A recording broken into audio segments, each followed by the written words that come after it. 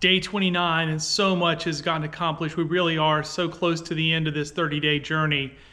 Wow, I got some cool stuff to show you. Doug finished up all of his work today and let out.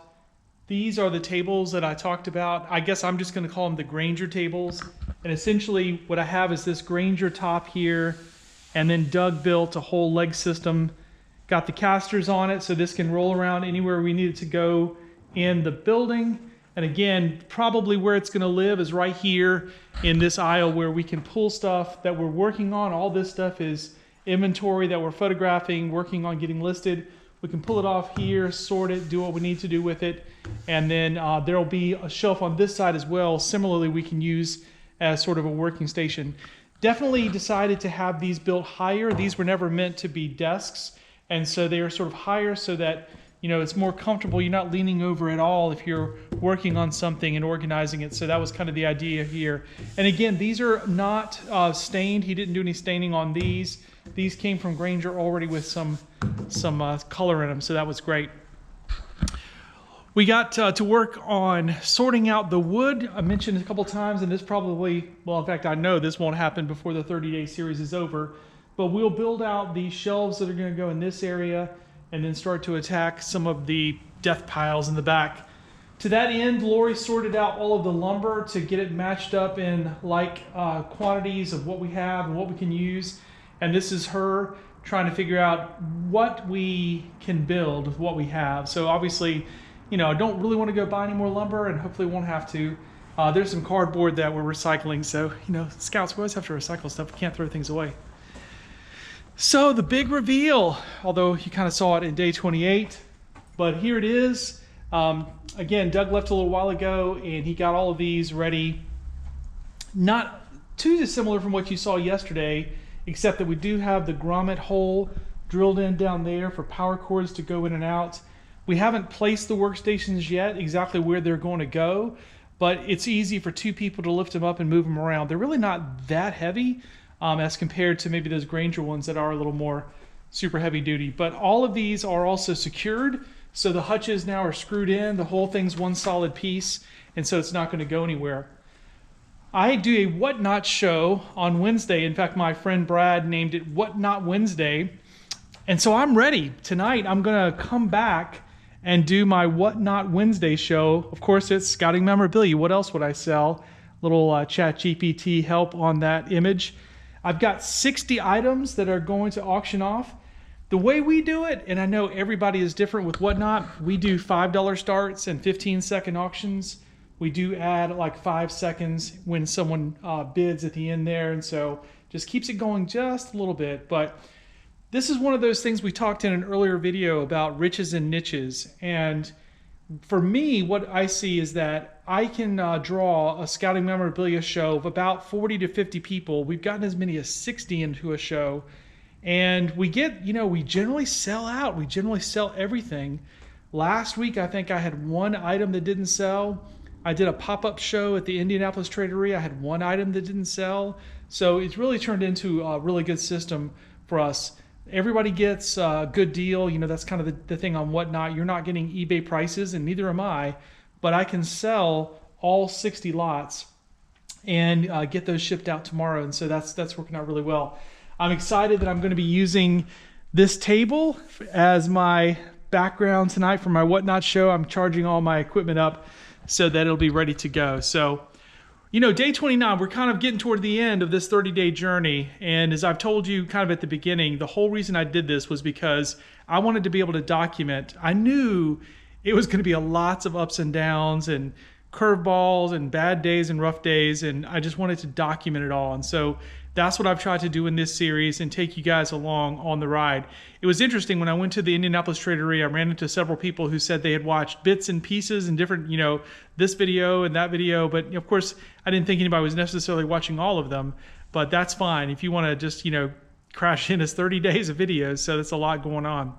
I want to mention also, I will have, after day 30, I will have what essentially is a prologue video that I will put out as kind of like I won't call it day 31, but I'll come up with some name for it.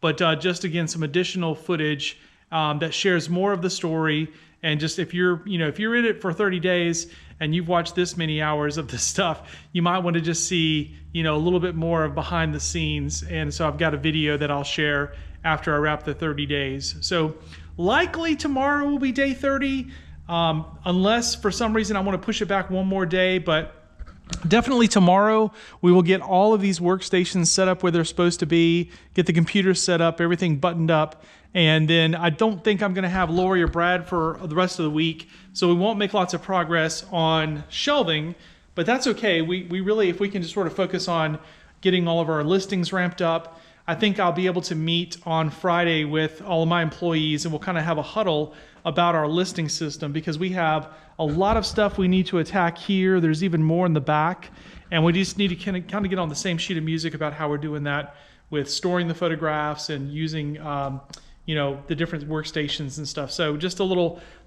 powwow. I think we'll call it like a huddle.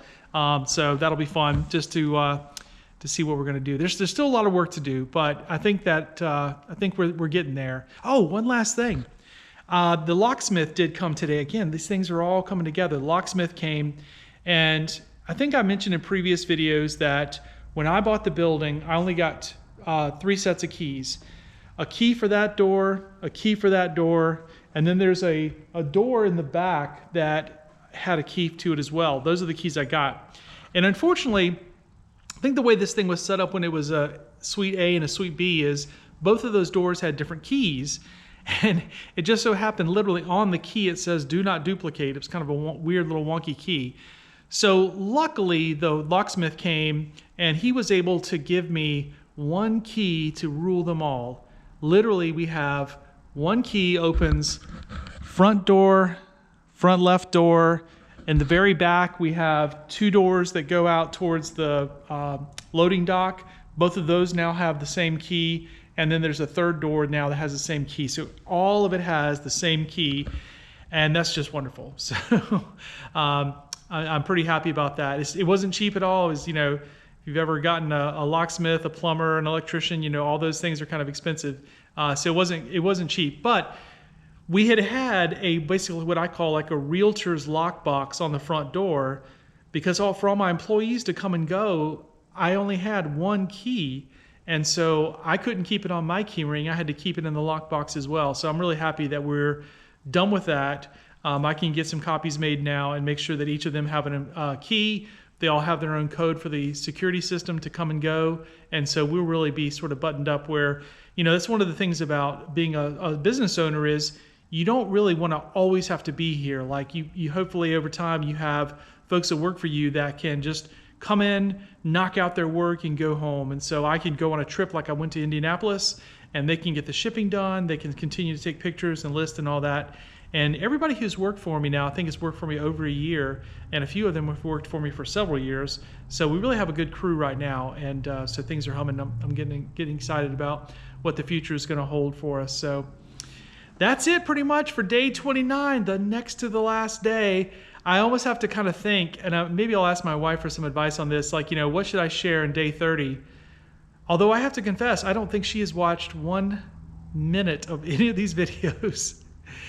That shouldn't surprise many of you. I'm sure that, your spouse, like the thing that you do during the day, that's your job, that's your jam. And, when you come home at night, it's like family time. So she hasn't watched a minute of all this. She doesn't really, she'll listen to my stories and stuff, but she doesn't want to, get that deep invested in it. So anyways, maybe she's just mad because I bought the beach warehouse, that old joke. So anyways, all right, guys. Well, day 29 has been a great success. I'm really happy about the progress, and we're really getting close to the end. So day 30 will be a wrap on this series. Jason Spangler, I go by SanteeSwapper on eBay. Thanks for watching.